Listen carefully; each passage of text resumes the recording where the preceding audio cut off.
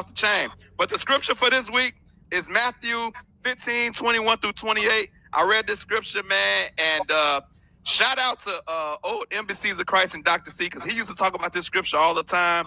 And but I finally got some context to it, and it made me look at it different. So here it is.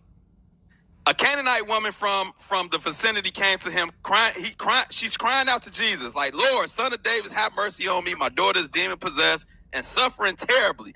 Jesus didn't answer a word to her first. Disciples came to him like, yo, send her away. She keeps crying out after us. And then Jesus finally answered her and said, hey, I was only sent here for the lost sheep of Israel. He had only came really to address the people of Israel. And then a woman came and knelt before him and said, Lord, help me. And he replied, it's not right to take the children's bread and toss it to the dogs. And this is when Dr. C was like, he called her a dog, and she basically said, woof, woof. Like, you can call me whatever you want, but I still need this healing. So as the story goes, she said, yes, it is, Lord. Even the dogs eat the crumbs that fall from the master's table. And then Jesus said to her, woman, you have great faith. Your request is granted. And her daughter was healed at that moment. And so what I took away from this is how bad do you really want what you asking for?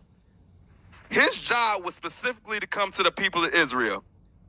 She was a Canaanite. She was a Canaanite woman. He didn't come for them.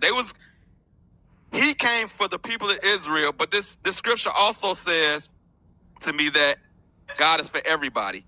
But that specific time, he was coming specifically for the people of Israel. But he never told her no. He just kind of it was like a test or a rejection just to see how bad do you really want what you asking for.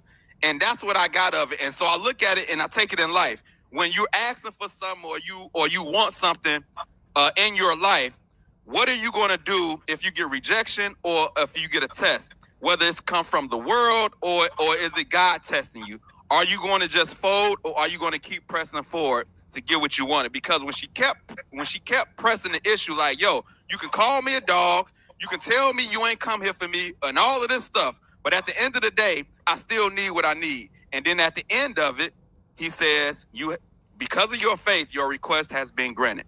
And so I just encourage people, hey, whatever you're going through in life, if you get rejection, if you get rejection from the world or if it's a test from God, you might not know it's a test, but you don't always just have to take the first answer as a no and a lot of in this situation, he never said no. He was just telling her like, yeah, I didn't really come here for you. I came for the other people, and it ain't fair that I give what I came to give them to you. But she said, I don't care nothing about what you're talking about. I know that you have what I'm looking for, and I need that about you. I need that about you. You know what I'm saying? And because she had faith in him like that, he like, you know what? You got the faith, so here you go. And he came for all of us. So that's my scripture today. You should go back and check that story out if you need some encouragement. Matthew 15, 22 to 28. I thought that scripture was dope. It did something for me. Hopefully it do something for you.